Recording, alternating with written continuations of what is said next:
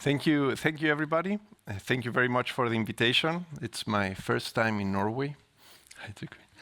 And yes, I don't know why I haven't been here before, but it has been always an important way to meet other places. So thank you very much. I'm very excited to be able to show you a bit what we do, the philosophies that we follow, and what we think is missing in this junction between AI, robotics, and all this machine learning, digitalization, Industry 4, 5.0, and so on. Most focus, in our case, in bioprocess engineering, and even more specifically in bioprocess development. So, motivation. Basically, we tackle we work on the fact that this process from the idea to production in bioengineering, biomanufacturing, biopharma is significantly longer than in other engineering disciplines. They speak about 12 years average rates from idea to production. And as a result, there are even processes where it is fairly clear that the biotechnological solution has several advantages over chemical ones, but still the chemical process would be selected because of the certainty that it will be faster in the market and the tools are there. And we focus mostly on this part, which is the jump, if I want to say it. It's also a very simplified view of the process, but it's the jump from this high throughput screening, this drug discovery type of procedures, this just having large screening sets at very small volumina, like let's say microtiter plates 96 or so on, to the in-between step, which is jumping to benchtop bioreactors and trying to go with some solutions for operating conditions and process design and optimization to go through scale up to a large scale, right? And what typically happens is that whilst this part, does this work like that? While this part is largely developed in computational tools, bioinformatics, now also AI, high throughput screening, and so on, typically there is an important jump, and here we have benchtop bioreactors and a different way of dealing with that. And we're trying to change this. So basically, if we speak about bioprocess development, the idea is to generate data, right? Data to gather information. If I may, then we may discuss this also later, the difference between data, information, knowledge, wisdom, what is what and how. But basically, the aim of an experiment is to generate some knowledge about a system which is currently under study, right? And if we talk about AI in bioengineering, well, the typical answer is, don't worry, we don't need experiments anymore, we don't need so much science, we have ChatGPT, and it can answer all our questions, right? First of all, the amount of data that ChatGPT requires, and I'm here still, this is now an old one, but it's ChatGPT 4 is 1 trillion parameters. So the amount of data required to train these large language models does currently not exist in biotechnology in general. I don't even want to go deeper into specific applications or focuses. And second of all, even with these huge data sets, in a more general knowledge, what ChatGPT got from the internet, the answer to how can I produce 100 tons per year of elastin-like proteins, which is a type of protein that is produced recombinantly, is a very nice standard lecture on what are the steps of developing a process, right? It had some, I had to take it because of space, it has some further sentences in between each one, but it's not an answer that could help anyone, well, support a bit, but no one can do with this information a new process. So we are really in a position where AI is showing the huge capacity it has to change the way we do research, but it also is showing that there is still a lot to do to get this research done. And specifically in science, there is in biotechnology, biology, bioengineering, there is an extra complication which I want to try to tackle and describe here shortly. And it is the fact that all the applications we know where AI has shown incredible results, and I mean, no one wants to put this into question, are related to these systems where we have a very high information content, data content, so terabytes of images with cats, right? The information content of this data is not so high, it's just fixed data with cats, but it's a lot of that. And the complexity of the system is also not so large. It's recognizing a yes, no, is this a cat or not? I know I'm being very simplistic and we'll go to some other examples later, but basically, let me try to say that basically it is that. If we go to engineering, to other fields like chemical engineering, for example, we have more problems. The complexity is getting larger. The data that is there is not so many as it is in these systems where AI has excelled humans and so on. But we still have a lot of tools from chemical engineering. Process systems engineering, sorry for the acronym there, has worked hundreds of years on the development of very advanced computational tools, optimization, systems development, computation, flow sheeting, simulators, and so on, right?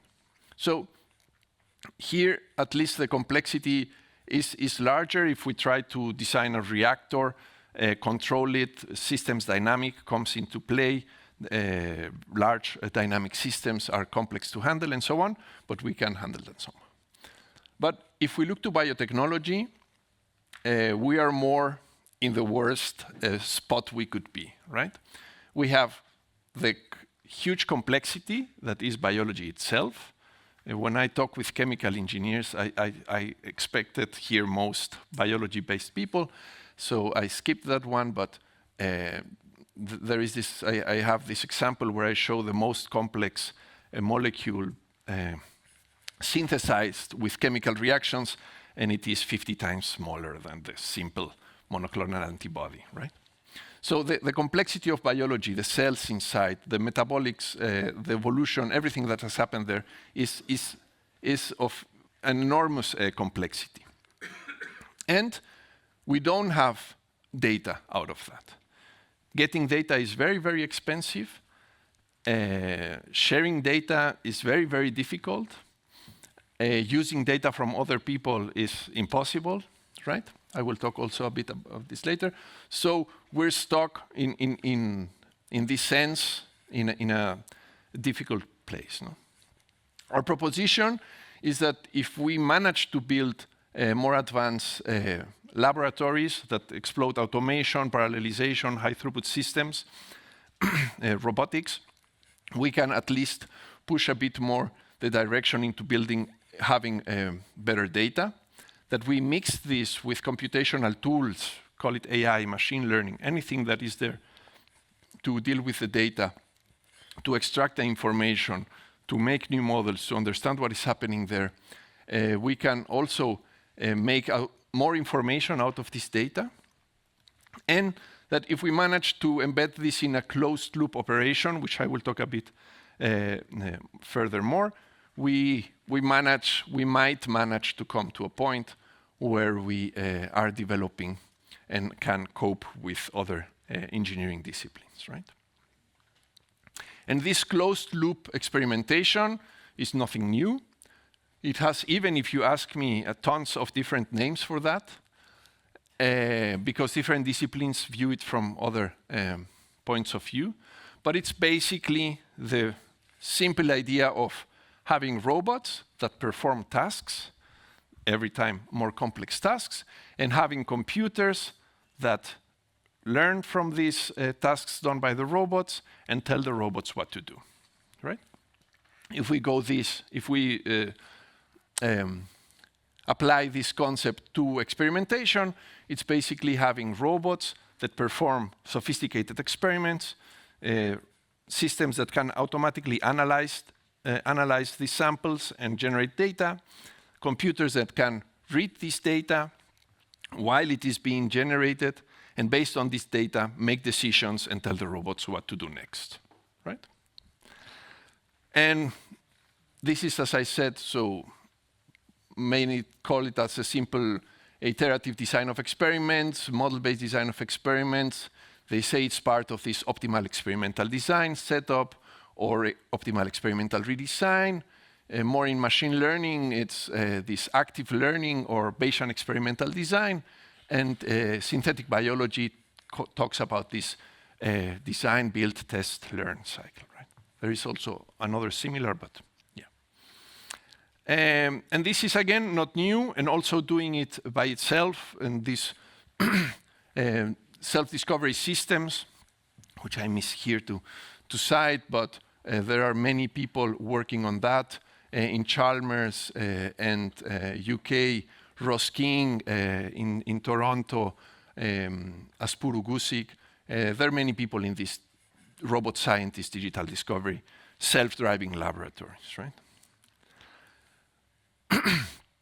But the challenges are, I think, have been also underestimated. And I like this example a lot. I think we can still consider it as being fairly actual. This is a test on January last year, so almost 2 years, but still.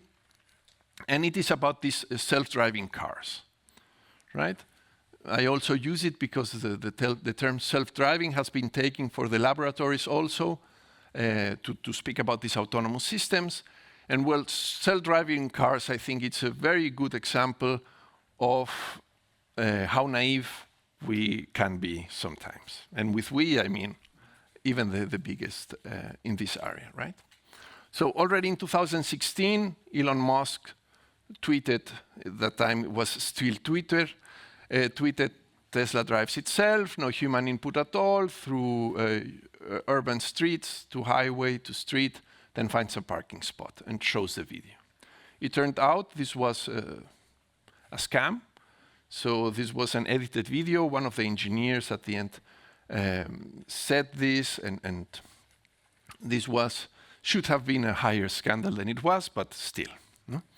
And this was 2016, when already the promise of having self-driving cars in the street was severely delayed. We're in 2024. No? And just to show the complexity of that these systems are really dealing with, and how different this is from ChatGPT or image detection or video recognition. As I said, last year, January, German newsletter 24auto.de that likes tests. I don't know, in Norway, in Germany, everything is set under test, and everybody reads these tests of everything, much more than Mexicans, at least. And they did this test, right? The brake assistance system of a car, which is, and this is not my specialty, but it's basically this alarm system that is set up in the new cars to tell you if you're going to hit something and trigger an alarm, even stop by themselves. So 4 models into testing, including Tesla, the others which I don't know. So I don't know the specific models. And the test was a small puppet, don't worry, mimicking a kid on a toy car, right? In the middle of the street, the car would drive, and in the first, so only the BMW brake assistant recognized this as an object 1 out of 5 times, right? 2023. And I'm guessing we agree all here that a small kid in a toy car is like something that should really not happen. No? Then they did also some other tests, and throughout the text, if you want to read it, they also say, of course, these are very difficult situations, these are tricky, we made it on purposely, but at the end, it's scenarios that could happen, right? So just to say that the complexity of these systems and of these dynamic systems is still not covered. And this puts us on the challenge of how to build these knowledge generation machines, these self-driving digital discovery systems, these self-driving laboratories, really machines that can, or robot scientists like Rosking's concepts, machines that can do science by themselves, right? And at least in biotechnology, especially in bioprocess development, focus more on this scale-up phase. It is very complex. While chemical engineers typically have these optimizers and they do process optimization with flow sheeting tools like Aspen or so, where they build a complete reactor, have thermodynamics, physicochemical properties, and then they know pretty certain how the reaction will work and can build reactors, design reactors, distillation columns, fully in silico, and build them and make millions. In biology, it is different, and basically because we cannot trust these models that we have. They built today, still in some places, distillation columns, ethanol water separation columns, based on vapor tables that have been published 100 years ago. And this works, and it will work. For the more biologists, I would ask you if anyone would use data of a strain of 100 years ago to try to develop something and say, build a reactor of 100 cubic meters. Here are 100 millions, and well, let's hope it works, right? So we need experimentation. We need to couple it with these systems, and we need to exploit all we have nowadays with AI, advanced process control, to try to make a loop that allows us to join these computational systems for process optimization, design, and inputs, to propose some suggested ideas. Okay, the process could run like that.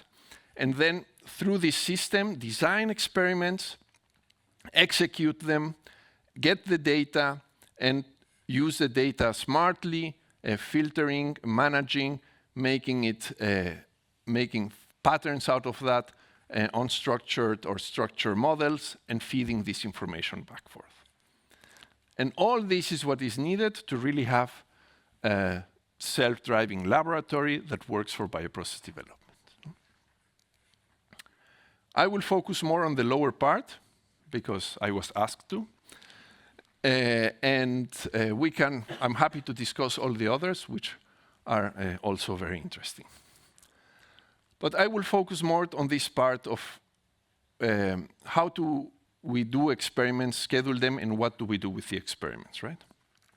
So first of all, if we really want to go this path and do this development faster, self-driving systems, as I mentioned before, already the workflow is complicated on the one side, and on the other, the people that has to work with that is a very, very interdisciplinary team. So I like, and I can only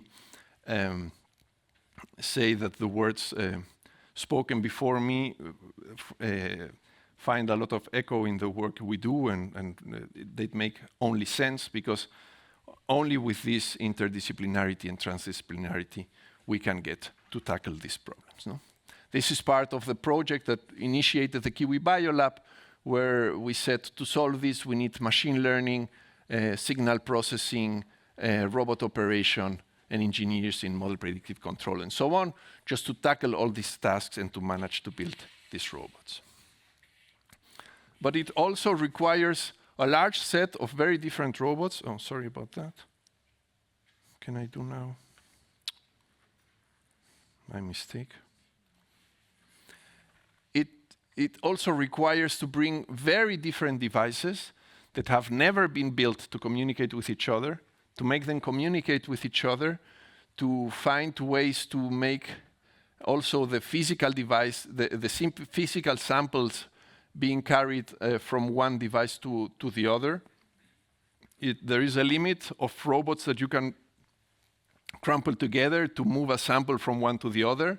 So we really need, and we are using now, this type of mobile assistants that grab the sample from one side, bring it to the other.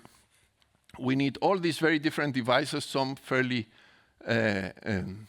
non-digitalized, if I may say it like this, to communicate with the robots so that they know that the mobile system is coming and open the door so that the mobile system can pick the sample, that they inform the overarching architecture that the robot was there and pick the sample and so on. And we also need inside the robots a high amount of analysis, sampling, sensor technologies, and so on. And all this is needed, and all this has to communicate with each other and work very nicely, right? And to achieve that, we also need this advanced or non-advanced or deep or machine learning, but we need some type of control architectures that really handle, for example, what should happen. In this case, here I am showing 8 bioreactors out of 24 that can run, 48, sorry, that can run. We typically run on only 24 in this system. And then, of course, if you have this possibility to run 48 bioreactors in fed batch mode, it's useless to make them all identical, right? You then again need a machine because also the most experienced technician cannot operate 48 fed batch bioreactors in parallel and in an optimal sense, combining the outputs of all the reactors to generate the most amount of information. And this was only like the introduction to say what happens when we start working with these things and we start getting some results and we notice that all the data that we generate is basically not usable. And this is where AI comes into play, right? So, I don't know how many have read this article. This is Nature, so I hope everyone trusts them. This is 2016 or 17 also, it's not so recent. But they published this article on the reproducibility crisis, a survey of 1,500 plus researchers, and the sum up is that 50% could not reproduce their own experiments, and 70% confessed that at some point that they tried and could not reproduce an experiment that has been published in literature. And the big question is, if I give this data to a computer, an AI machine, if it is really, really smart, it will answer, I cannot do anything with it, right? So any other answer is not smart enough. And this is an answer that it's easy to generate. So how can we, I'm missing the word, excuse or give reason for all the effort of binding robots together, having PhDs working on that, if this data is not usable, right? And I will enter later to machine readable and AI ready for, I see already some faces. But first, it has to be reproducible, right? We have to understand, and this is not an easy task in biology at all, but we have to at least know what is happening, and we have to have experiments that can be reproduced some way or another. And we take one concept that is more for data, or based in general for data, not for biotechnology, but we use it because it's famous. I learned today that not everywhere very much accepted, but pretty much, and it has an important philosophy that should be pursued also in the experiments, right? This having the fair data principles. I'm sure you all have heard of this. that data has to be findable, accessible, interoperable, and reusable.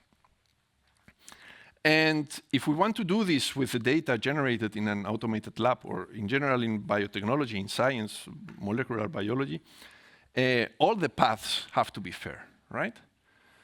Because if the data is perfectly annotated, has also a very nice ontology, everything is perfect there online.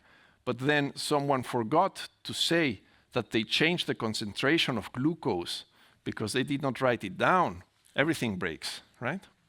And then the machine sees what is happening, same amount of glucose, different biomass at the end of the cultivation. So each one of the steps that the robots perform has to be fair, if I may do this translation. This means all the specifications of the experiment have to follow these fair principles. All the workflows and protocols, right, have to be properly tracked, and we have to know what happened. All the software that is operating, the robots and the devices for the communication and so on, has to follow these fair principles, and also all the objects, the digital objects that are generated, right? The workflows, the ontologies themselves, any model that we use, and the data that is stored.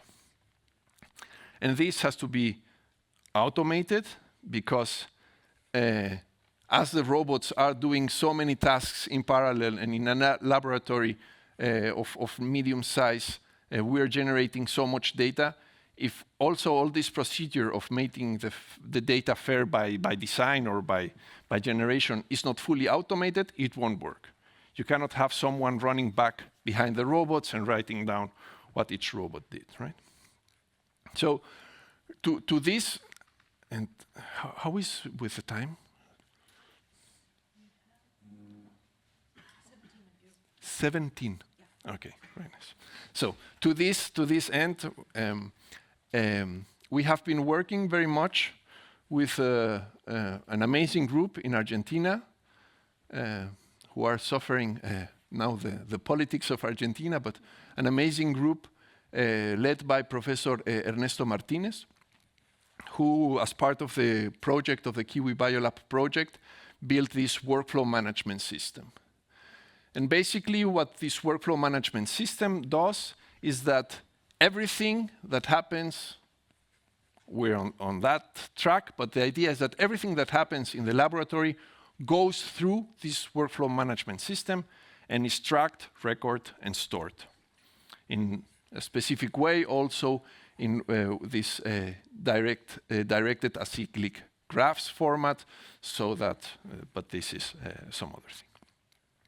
And basically what this allows us is that during the experiment, everything is being tracked. Of course, as I say, there are still many things that we have to improve, but at least everything that the robots are done is tracked.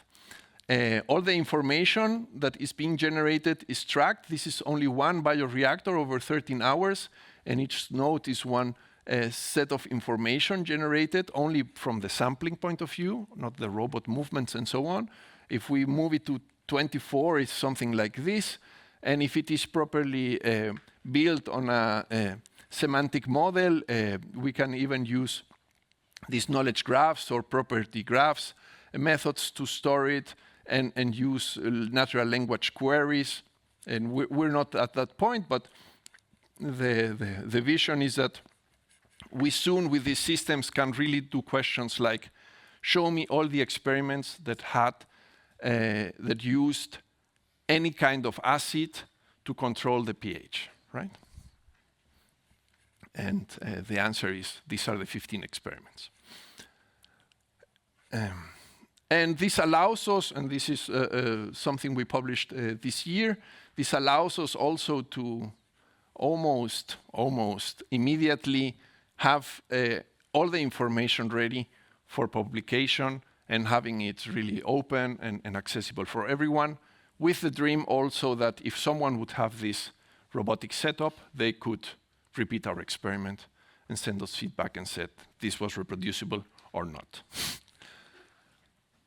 And in a smaller setup, this is only screening, or not only, but this is a smaller setup for screening thermophilic enzymes. We can see how during the experimentation, all the flows of information are tracked and stored. In this is another similar workflow management system that Simon developed in the group. And everything is tracked, and every action that the robots do is followed, tracked, stored, and at the end, we know exactly what happened and why everything went wrong, right? Okay, so this led especially Peter Neubauer, whom I have not presented yet, but he's the professor of the chair of bioprocess engineering, where the QE Biolab is running, so to say. He knows also trick very well. Based on this, he said, we have to expand this, and we have to solve this constant difficulty to be searching for funding to get new devices and to be on the state of the art, right? And he envisioned and has been pushing this a lot, this concept of the Future Bioprocessing Center, which is the idea of building a hub where an open room where all technology providers, suppliers, and users can join together and test new technologies within the framework of such a laboratory, right? The dream is that we have a fully automatized laboratory, and when one of you discovers or develops a new analytic device, it can brought to this lab, plug and play, and test it, and then it can be seen how it works in the synergy of the complete system with the AI tools and so back and so forth. No? A place where also people can be trained to learn how to use these new technologies, and where this dynamic ecosystem of fostering collaboration among experts. This is one also focused more in biopharma, together with small, medium companies, startups, research, and large companies can work together. Yeah, test is training, also as a service, and the idea of having something very flexible, very collaborative, where everyone can join, come, and go out. And I'm mentioning this because this takes me to my point. When building this idea, there are some important partners already very interested in pushing this. Siemens, the division of digital solutions, more specifically vertical pharma, is supporting and very interested, and also Sartorius, which I guess most of you are familiar with, and building this idea. But when starting with this idea and presenting this, the biggest, in my view, the biggest problem, which we were not so aware, I must confess, or at least me, maybe the others, were started coming out. And for me, it is really probably the biggest reason why all this industry 4, 5.0 AI in biotechnology and so on has not come as far as it could, because the potential is surely there. And I think it is open science, data sharing. We discussed it already before the lunch. I missed who, yes, there you were. And it is this concern of intellectual property, same as copyrights. Some people talk about data rights. And the idea that making this data usable for AI is a huge, really a huge investment of resources, time, and money. And if I am doing this for the sake of open science, it is too expensive. And the idea of intellectual property and based also on protecting ideas and so on is very, very old. I was made aware after a presentation of this, which I found very nice. So even in these old times of the emergence of calculus and all these people used to give their answers in some anagrams to show that they knew it, but not to give the answer. And there have been, up to now, since then, many different ways of trying to use cryptography and other solutions to protect IP, right? And the other important point is to be able to have some provenance. That if someone uses my data, I can always track and know who used my data, right? Ideally, if suddenly, I don't know, some company, I don't want to say names, some big company files up a patent, and I notice that this is exactly the experimentations I have been doing for 10 years, I would very much like to be able to show, okay, this company downloaded and copied all the experimental data that I pushed in a repository for open science, right? And the funny thing is that the technologies are there to do this, right? And to tackle all these issues, right? This big fragmentation of data, the security concerns when we share data, the crisis in research and development. I forgot now who and the quote, but it was something like, published data is not useful for industries. And also these very difficult possibilities to exchange data. And we are working on this. The project is going to start in January 2025. So this is a nice opportunity to invite you all also to join.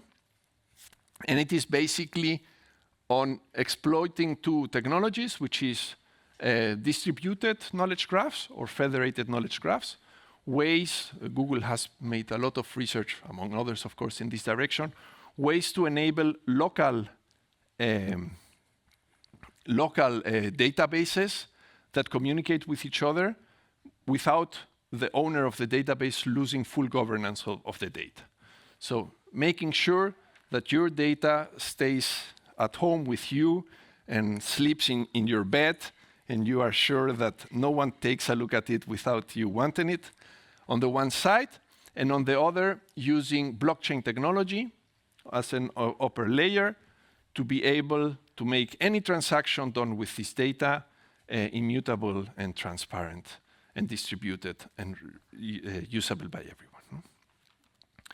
And in the energy market, there are these prosumer technologies. This is also, I'm fairly new in this field. I don't want to claim expertise in this, but there is a huge work on this, on how to use these blockchain technologies. In this case, the idea is that with the renewable energy technologies, people can be a consumer of energy, but also a producer. And we ideally would have a market where we produce when we have sun and consume when we don't have. And we need energy, and how blockchain and these digital markets enable all this. And viewing energy data as they view energy, we think is a way of first allowing you to have some retribution of your data in form of recognition, if you want, also in form of money. There are all these technologies being developed, smart contracts, and so on, to really make sure that if someone wants to see my data, I can put a price on that. But also, if it is open science, that at least I can demonstrate the national funding agencies, okay, look, so many people have used my data, so many people have seen and made patents out of my data, and also all these people knew that this data was paid by you, national funding agency, no? Yeah, perfect. And there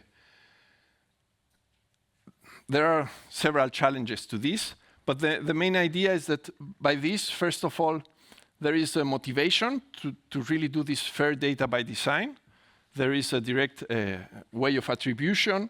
Everybody would like to be a type of recognized, because we could build systems of evaluating the data by people that has used it, right? So then we can, like in Facebook or Instagram, be the laboratory with the most likes on the fairness of our data, for example. No?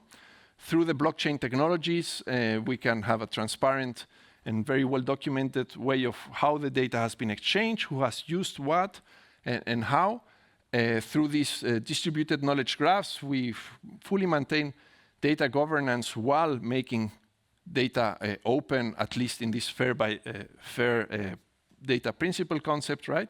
That everybody knows which experiments we did, but we decide if they can view them or not.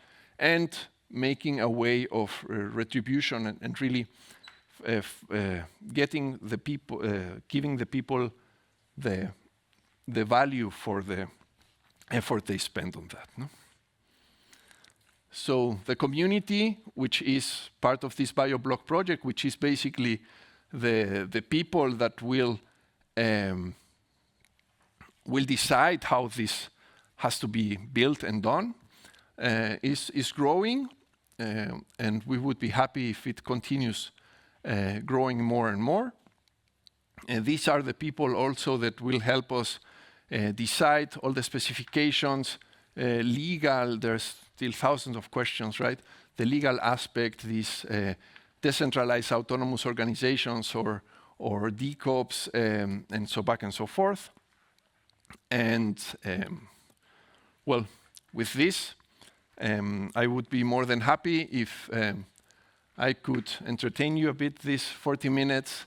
And if you agree with me, at least partially, on these facts, that the technologies to really change biotechnology and bioengineering throughout a much more sustainable bioprocesses is here today, not only in terms of AI, in terms of IT, in terms of robotics, in terms of knowledge about the biology itself that is increasingly blowing our minds.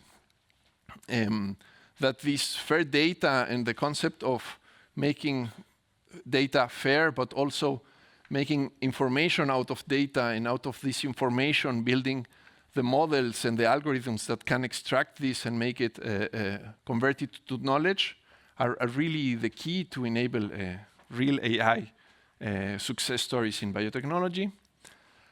That because of the huge complexity of these challenges, we need interdisciplinarity, open science, and collaborative research. So we have to build the tools to enable this, and that maybe the current bottleneck has been this lack of trust from academia, industry, and governments to join these collaborative efforts and to provide this data such that the machine learning and AI algorithms can show their magic.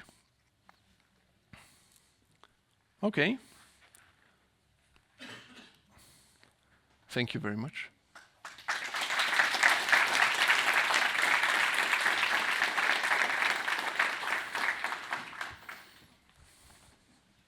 I think that while we get the next panel set up, we can take 1 or 2 questions for Nico from the audience. Can we get the There. Yeah, Anastasija, you can come up. Yes, in the back. Yeah, put your microphone. Can we put the chairs up?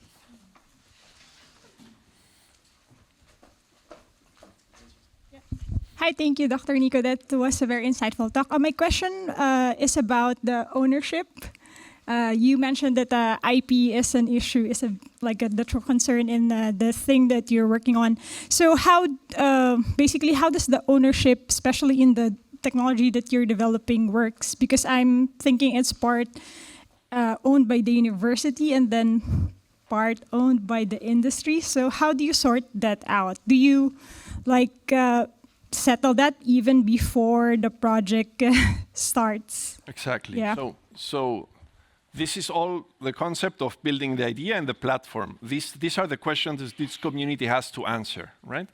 And in these prosumer technologies, there are these DApps and smart contracts. And the idea is to try to build automated contracts that are built beforehand, right? That there is a standard way of covering all these NDAs, CDAs, and retribution and attributions even before one takes a look at the data, or even before someone tells us, do these experiments, generate the data for me. What is the correct answer and the way this will work, this is fully open to discussion. But at least to have the platform where you know that you're certain that if you move within this platform, the blockchain will at least track and cover everything, and you have the tranquility to know that you will always be able to prove that this person used your data, took a look at it, no?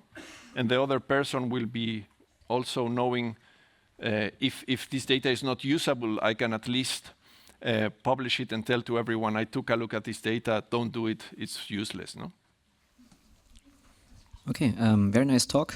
Also, actually, IP-related question about academic whitewashing. So, for example, I'm lucky that you say Gutenberg. Yeah, for example, a company and group that actually published in Nature Methods. I don't say which group. A high-impact journal. An idea that me and 6 others already for 8 years have licensed it to industry, have a patent online, but now that a journal has published it, it can be used by them forever, right? So how do we protect ourselves against academic whitewashing? Because when you have a patent and someone publishes it, there's no way of doing anything. But so I missed this. You filed the patent and then the publication came out? So I filed we filed a patent, licensed to industry. This was picked up 5 years later, 3 years later, published in Nature Methods. Now these group leaders beget ERC grants, startup funding, investors, and so on. Yeah? But even when confronted, Nature Methods confronted with like this patent from 2019, just like normal journal, it's just playing it down. Yeah. So what do? Do I need to get a lawyer then, or what's the next thing to do? Just because of a publication, right? Yeah, but actually the impact of this publication is huge, because it goes actually into the millions of euros of money that's moved around then. Yeah. Just like to maybe also for the discussion, get academic whitewashing as a comment, the experiences there.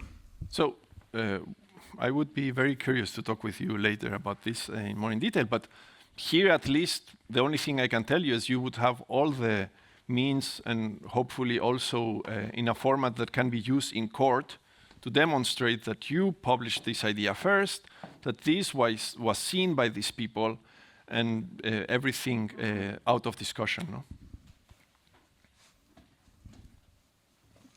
Okay, thank you for your questions. And let's move on to the next part of the agenda. Have a seat.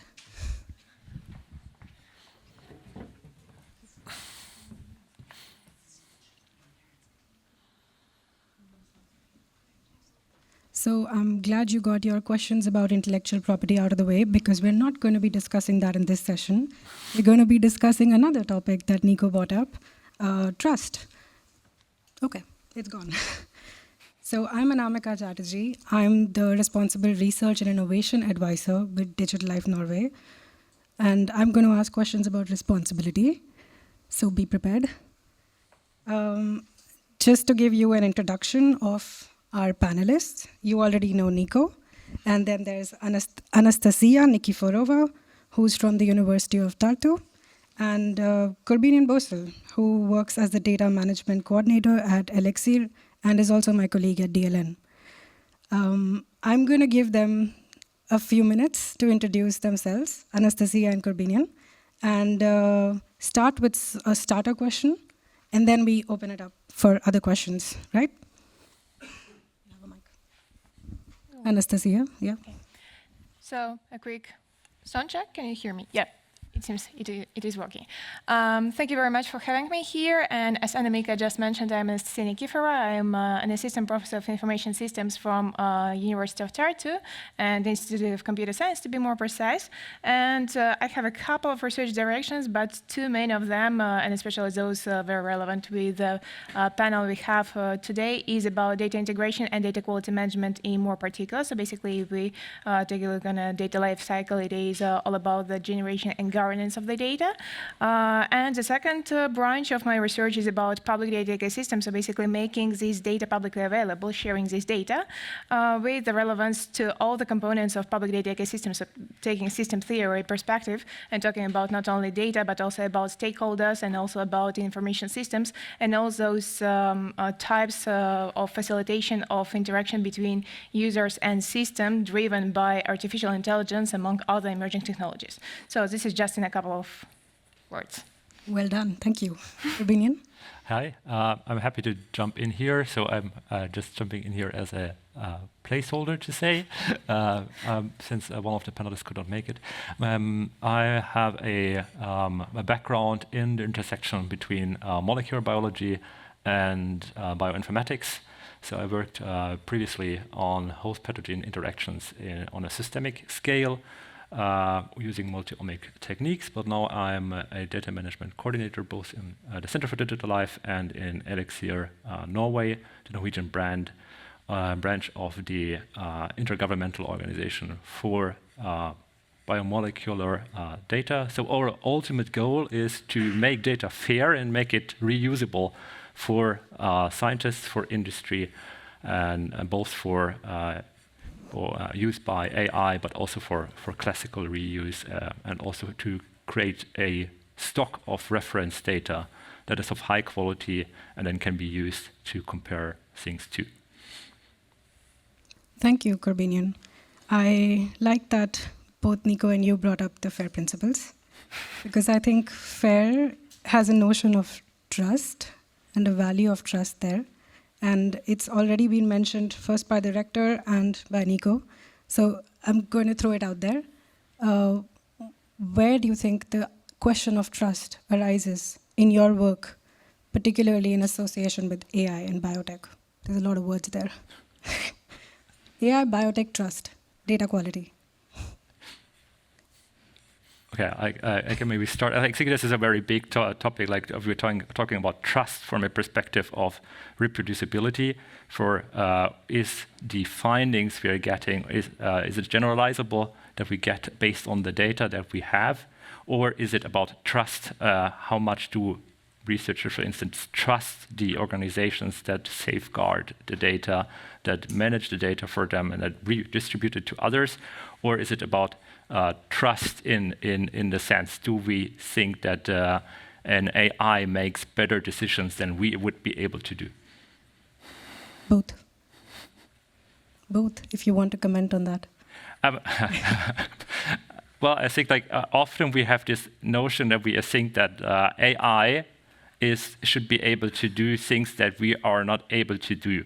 But I actually think we have to one step back and think about the basis of, say, deep learning methods that we train data on, because the data doesn't change, right? So why should if we're thinking about a data-driven approach, why should an AI be able to make decisions that we are not able to make based on this biased data set? So possibly, in some cases, AI helps us to do the same mistakes quicker, or in a more quicker, resource-friendly way. But it's just going to have the same outcome, similar to what a human would do. And then we can ask the question: who is responsible for that? Because possibly a human making the same decisions would come to the same conclusion. We'll get back to responsibility at the end of the panel. But it's almost like what Nico said in his presentation, that the perfect answer for an AI-based system based on data that's rubbish would be that I can't solve this. But we also know from experience that it could just spur out some random answer. According to ChatGPT, I'm John Denver, working in Texas. It could spur out anything. So First of all, your question on trust, and then what do you think about wrong answers from the algorithm?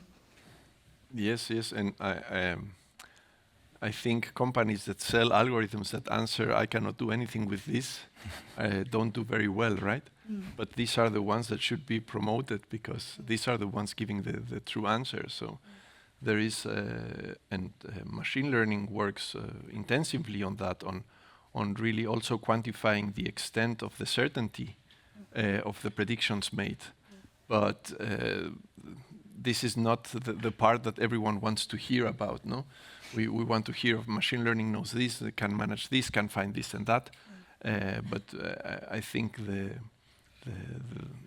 maybe the most important feature of machine learning applications and AI based on that is to say, okay, this is the range and these are the limits of my answers, and this is a certainty that this answer is correct or wrong. No? So more transparency. Yeah. Anastasija? Yeah, transparency and explainability would be exactly the same what I would be talking about if I am asked. But yeah, I haven't just asked about this. Yeah, because currently it is rather about black box, sorry.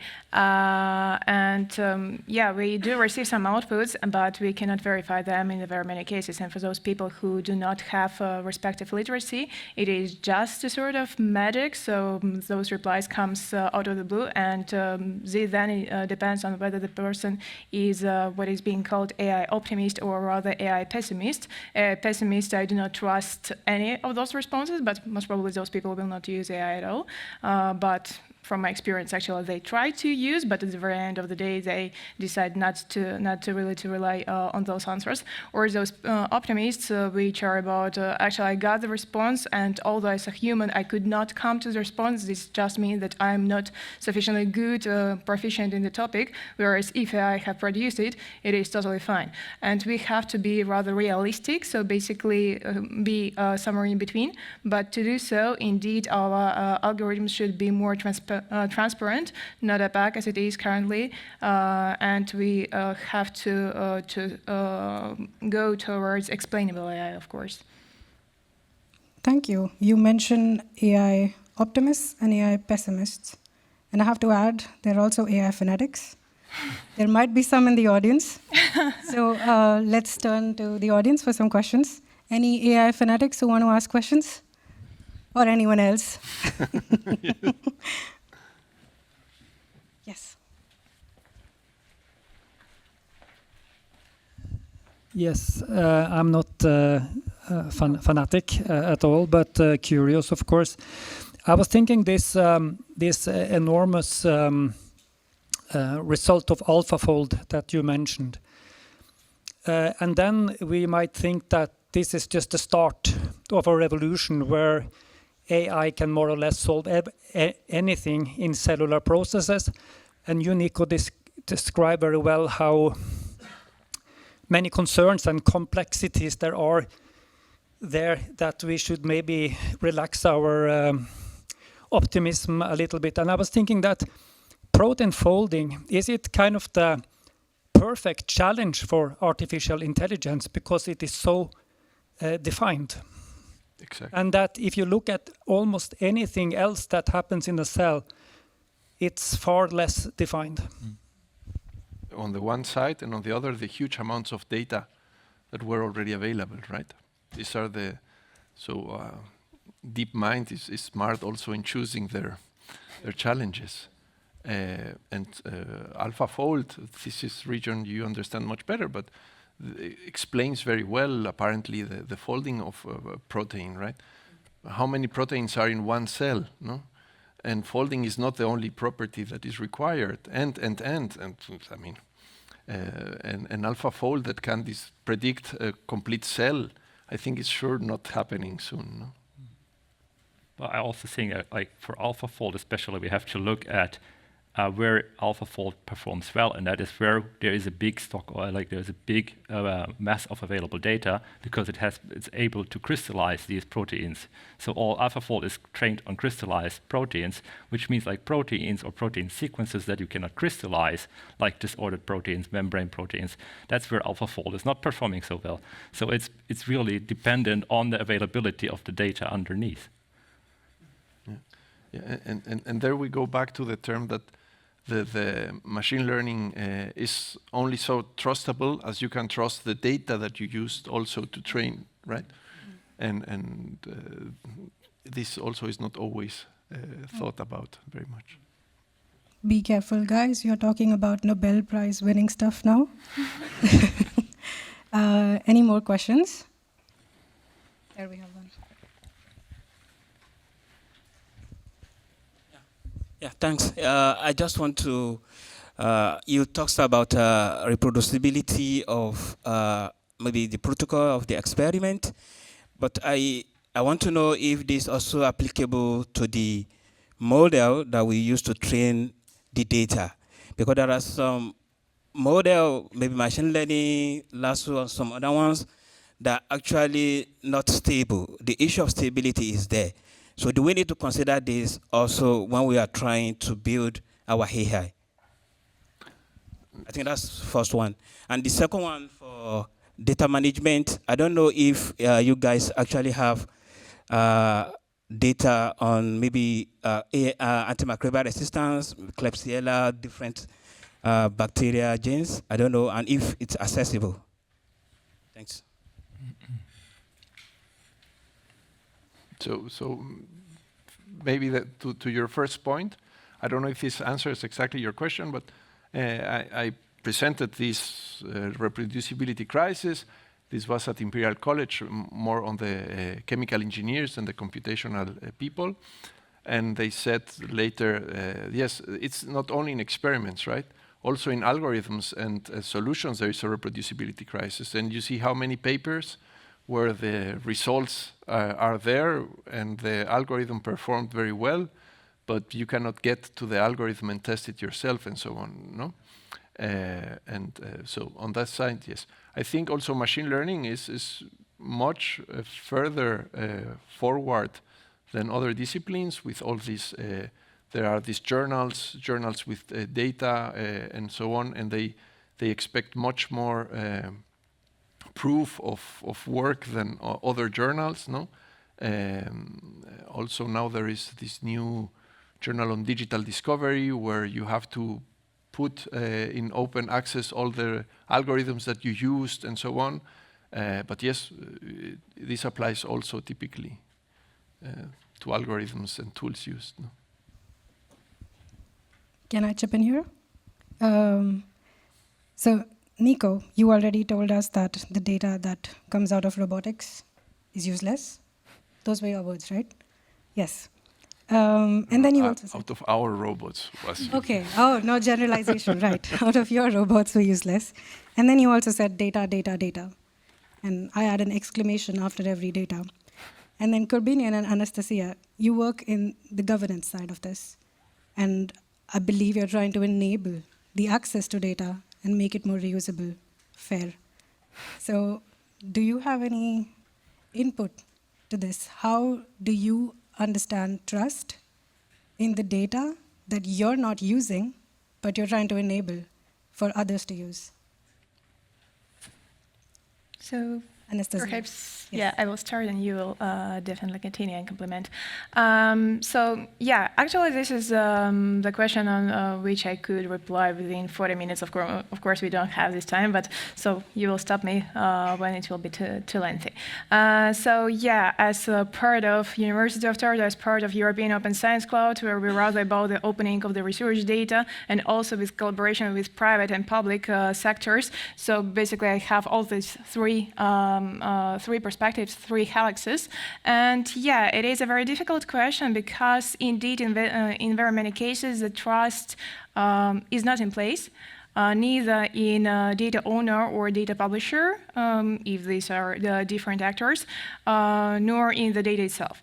If it is just about the data publisher, actually we can do a little. because it is just about the individual entity in which people so basically all the actors do not trust to. If it is about the data, it is slightly easier to some extent. It is still about the culture within different countries because, for instance, originally I come from Latvia, but now I work in Estonia, and I must say that all the Estonia is considered to be trendsetters in terms of open government data, etc. But society doesn't really trust this open government data and do not see a lot of value in this data, and they rather prefer to collect this data themselves. Whereas in Latvia, for instance, there are some attempts, but there are also a lot of pushes from different entities. If we talk about open government data, it is about regular hackathons with different audiences, starting with some scholars, and I serve as a mentor there. So we are trying to really showcase what these data are, what you can do with these data, and etc. So yeah, and there is a bit more trust, but nevertheless, it is rather about annotation and about documentation of the data itself. So if it is just about the data staying in some portals, just in a very static way, so we just open it, we have published, and you can use it.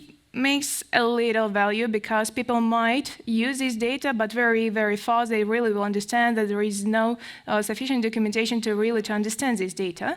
Whereas if the data is properly documented and it is rather a sort of a unicorn or so, and probably it is even higher probability to meet a unicorn rather than a very good, very well annotated data set, where for this good annotation it is all about not only the publisher, of course, and the nature of the data set, but rather about also how the data and various data have been aggregated, how they have been processed, for which purposes they have been collected, and etc. So basically a very, very, very rich metadata and accompanying documentation, which actually requires a ton of resources from those people who are publishing this data. But at the very same time, since it comes on the top of their daily responsibilities, in very many cases, they do not do it. And as such, the trust in data, it may exist, but until these data are really made to some extent AI ready, or at least taking a step towards making this data AI ready, which is about quality of metadata, data themselves, documentation, etc. So after a couple times of use of this data, this trust tend to be lost. So yeah, I would say that we can do in some cases something, but in very many cases, unfortunately, it doesn't really work. And this is also what we observe in IOSC, although we now are trying on how to tackle those issues and how to come with this infrastructure, which would also suppose the elements for facilitating this AI readiness of the data and etc. But it is still a headache because these data tend to be very, very different. Of course, it comes from very different disciplines. And as Nico has mentioned during his talk, indeed, even if it is about biologists and chemists and etc., it is very difficult to really find the common language between them. Yeah. Thank you. Korbinian, you have anything to add? I think like what we have to keep in mind is that trust is a social concept. So there was this attempt to like define trustworthy repositories, for instance, for data, which is a catalog of technical features or requirements towards these repositories, but these alone do not mediate trust for a society or for a community of researchers. So all these technical features of a repository of a publicly available resource, they can help to support this trust, but they do not, and they're possibly enabling that, but they're not the only thing to fulfill. I think it's also a matter of transparency on communication, and also like to be as a reliable partner over a longer time period to build up this trust, both with the community of researchers, but also with society. And also if we think, for instance, about like what you ask about antibiotic resistances, for instance, on a patient level then we're talking about data that is affecting individuals, and we have to not only from a technical level mediate that this is a trustworthy resource and a trustworthy repository handling and making this data available, but also that the people standing behind it and the organizations behind it are able to provide what they're promising. Thank you. And also thank you for bringing up the social concept part of it, because I think I'm just going to lead you into the question of responsibility. It's my favorite subject. And going to ask you some difficult questions maybe. Interestingly, Nico, in your presentation, I noticed the first time you addressed a human being was when you talked about the error in reporting a change in the concentration. And I found that very interesting. You're not the only one. So you are a techno fanatic, I think.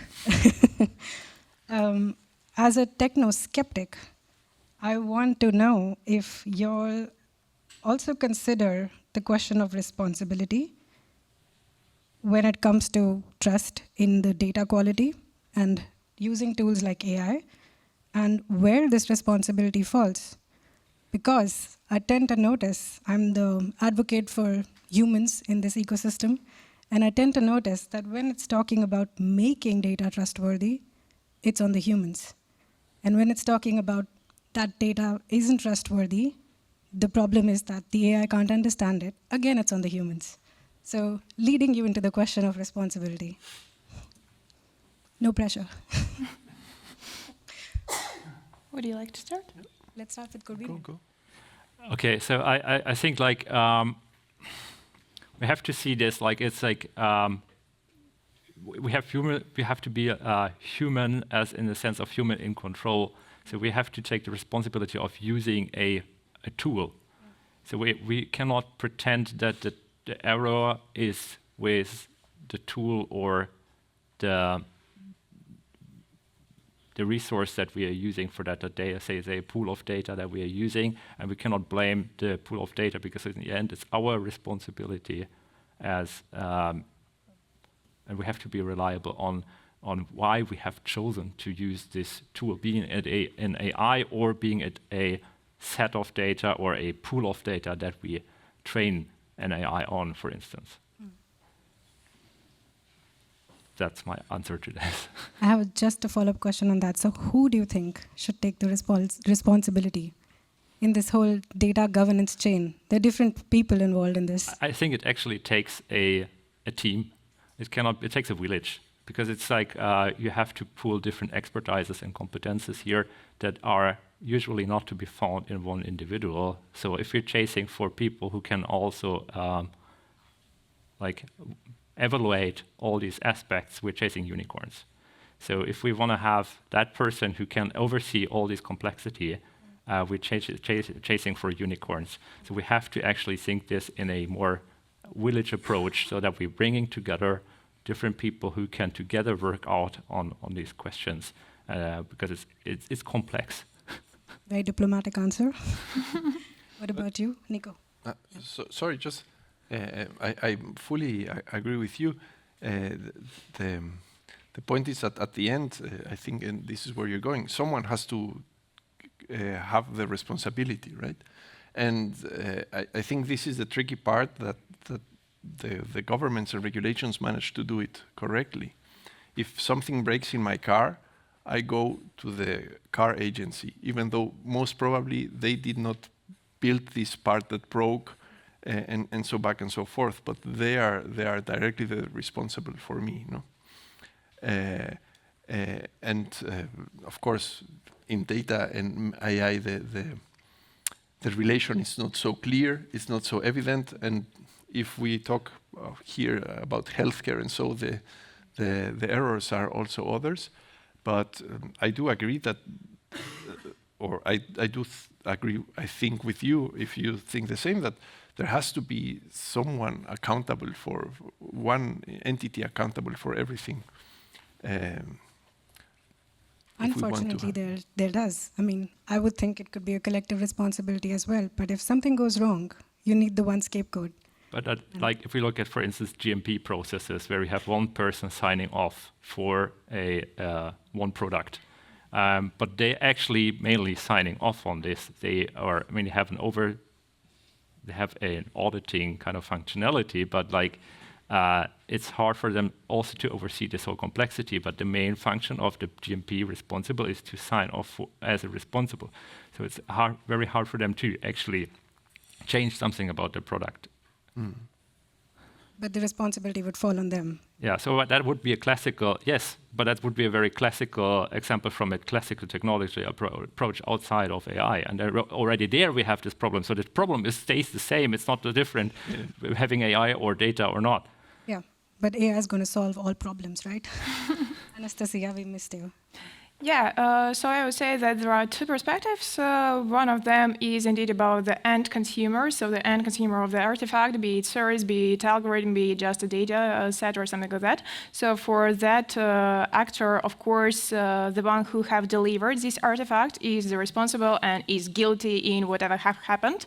But at the very same time, if we take a holistic perspective and how to tackle those issues, I would say that it is about the entire life cycle, be it AI or be it data.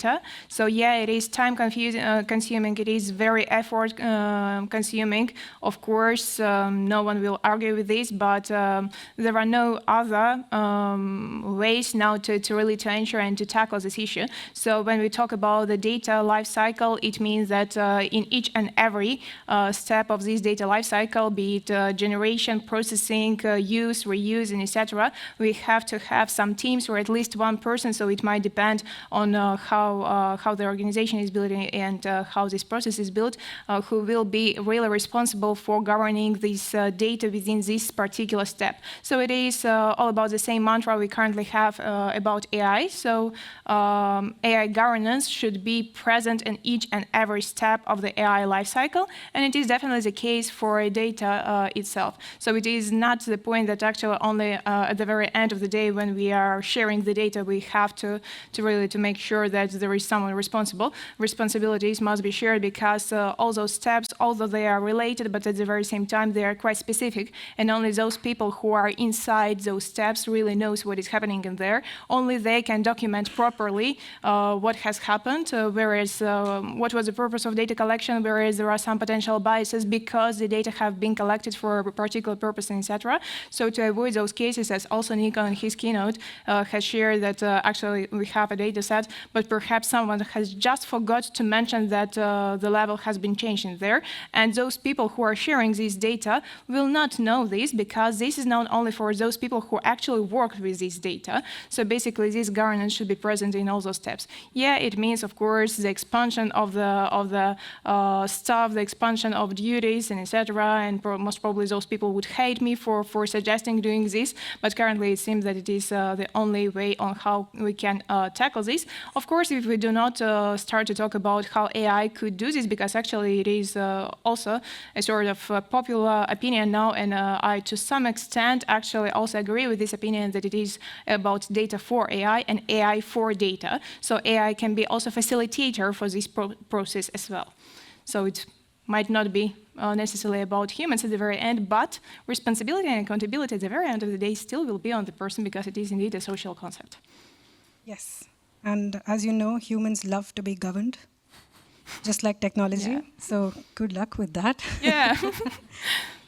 Just yes. on a side note, because what I mentioned with the human, this is on the point that the human is not tracked currently in this workflow management system, right? The fact that with the robots, at least, we can track every step. And of course, there are all these efforts of electronic lab notebooks, LIMS systems, and so, and the expectation is to be able to track also every action that the persons did in the lab, no? And then at least again, if something goes wrong, everybody can or anybody can go and check what went wrong. No? I'm not a technology fanatist. I've just labeled people in the audience. I see. Any more questions? I have one question for me. There's one there. Yeah, sure. Okay, you're getting it first. Okay, thank you. My name is Björgólfur Hávarsson from AquaCloud. I've been listening to responsibility here and how you would place it, really complex chain of responsibility. I think that's probably necessary in the early days. But humans are expert in falsifying data. If they glory is something a lot of people chase. And 28 years hence, we are struggling with credibility of vaccines because of one article that slipped through the most rigid peer review process in the Lancet. How can we spot that kind of falsification? Because this is a massive falsification. There's another one from Karolinska with the throat cancer. You have some spectacular examples on willed falsification of data? And is it probable that this blockchain of controllers will spot it if the Lancet didn't? So I'll let it hang here. I'm not going to try to answer it, but I would love to hear you just on top of your head. How do we face human nature?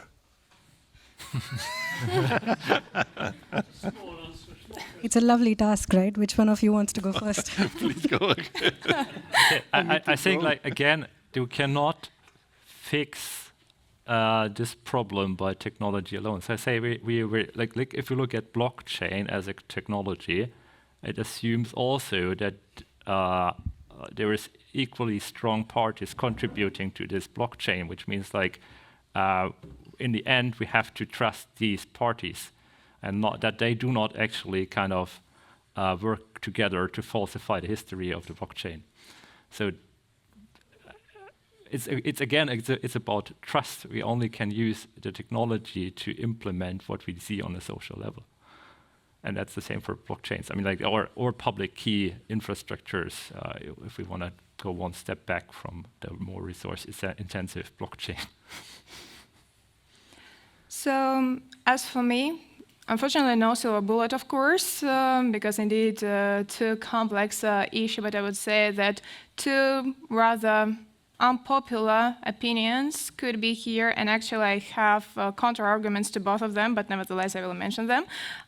First of them will be coupling with technology. So if we do not believe technology, we go to the person. If we do not believe the person, we go to technology. Of course, it will overcomplicate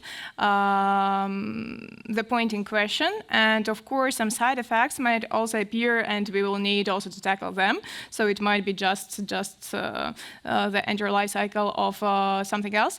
And the second, which is even worse option, what to do is to expand this governance even more, because actually what is suggested as regards this governance, that we don't only have those people, but we who are making this governance, but rather we also have this advisory board at the very end of the day. So basically we are at least trying to make this a couple of levels. Of course, if it is about the organization, for instance, which is where all of them are on the same page as regards falsification, let's falsify the data, etc. So it will not be, of course, a solution, but at the very same time, it is rather about minimization of this risk, because at the very end of the day, it will be an image not of a single researcher, for instance, or a group of researchers, but it will be also about institutional level, and there is a high probability that they will not be willing to be later on mentioned in some scandals or something like that.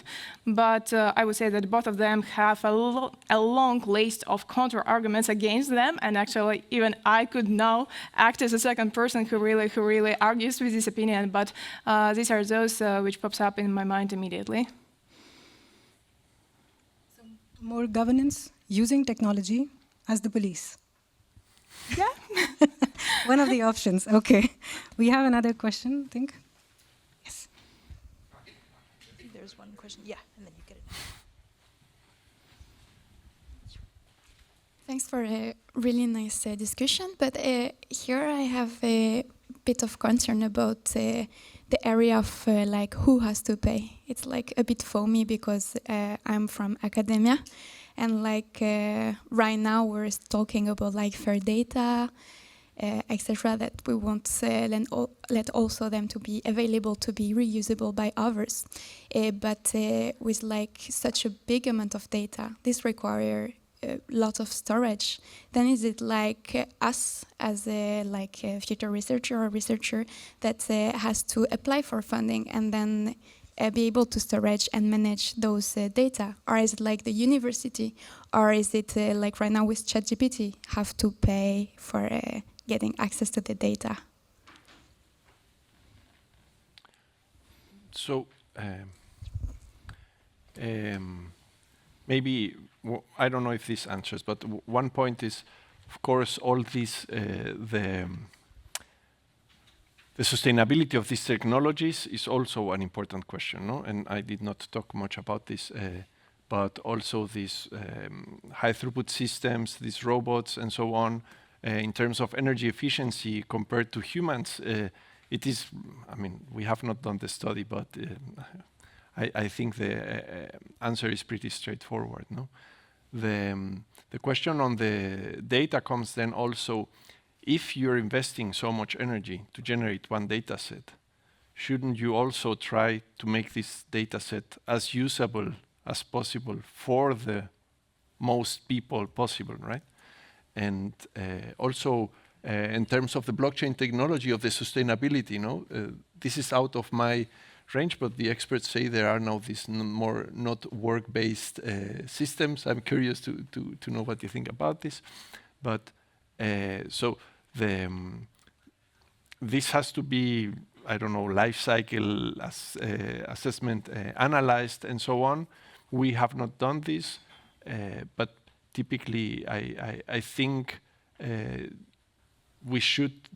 So I would think that making the most out of the data and trying to make it, to store it and make it usable should be the most sustainable solution. No?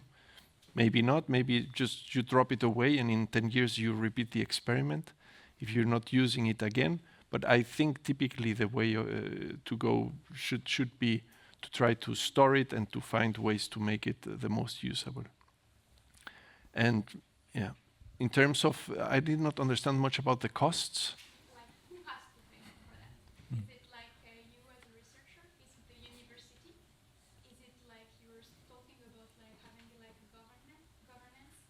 Who has to pay for those people? Is it like the society?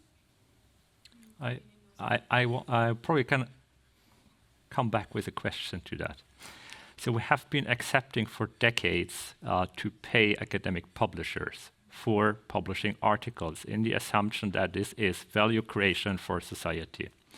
So if we can ask the question, like, how do we have to change the matrices, how we assess science and how we grade science and how we assess career progress in order to actually have something that helps, that is creating value.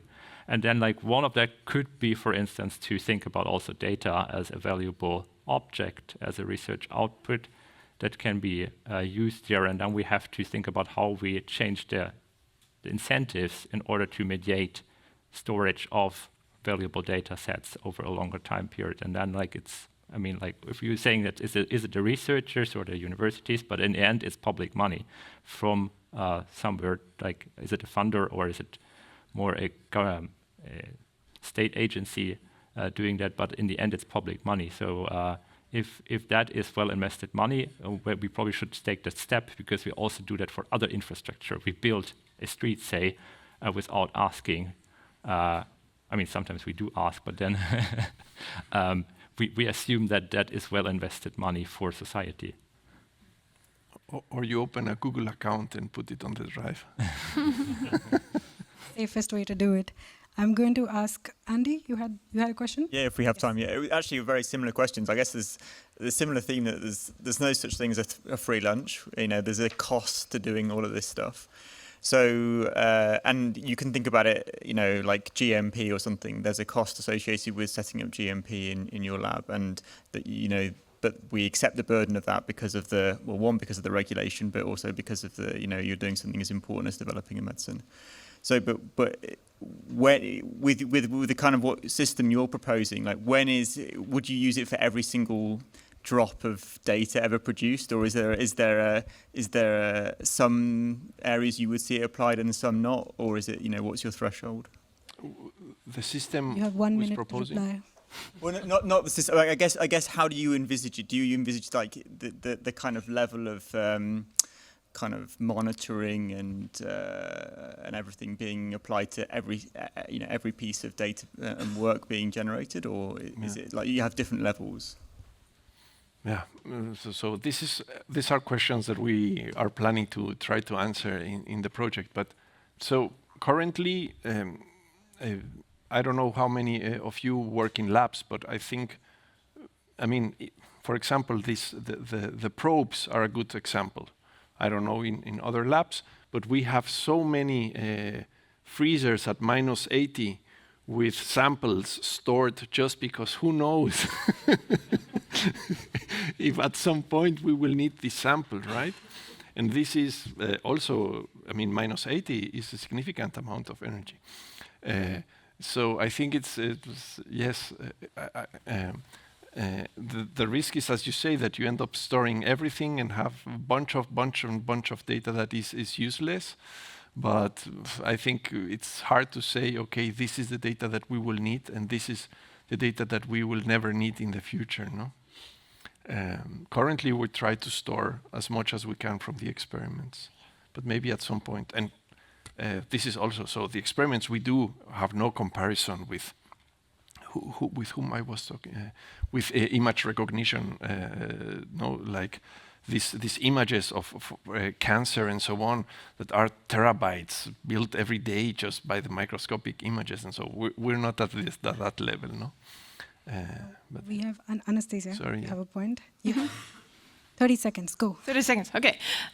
So here, of course, first of all, I agree fully with Nico, but what we are trying to do, first of all, to have subjective assessment of various, someone out of our colleagues within the community could be interested in this data or not, but what I would like to point to, because actually we have not raised this point, but I would say that it is a very important point, that we should definitely avoid targeting, opening all the data for a couple of reasons, not only for those we have discussed, but also considering the potential risks. Because here I would like just to mention one story which has been published in 2022, where out of a couple of data sets on some molecules, it was possible for AI in a couple of hours to generate some very, this combination of molecules to be used as chemical weapons, whereas the data sets themselves have been very okay. So it was just about some molecules and etc. So it looked like really very, very safely to share, to really promote the reusability, open science, and etc. But when they have been coupled, it was possible to generate those combinations to be used as chemical weapons, and one of them has been also considered to be even more dangerous than the one which has been considered by the United Nations to be a weapon of a mass destruction. So basically, this point should be also borne in mind. So it is not only about those storages we have, about the sustainability and greenness, but also what some other people could do with this data, and unfortunately not only with our data, but with our data coupled with external third-party data. So this was just the point I really wanted to mention, because we were a sort of too optimistic now when we have discussed those things, and a drop of negativism as well. Thank you so much. Thank you to all three of you for being here, letting me roast you a little as well. We have gifts for you to make up for that.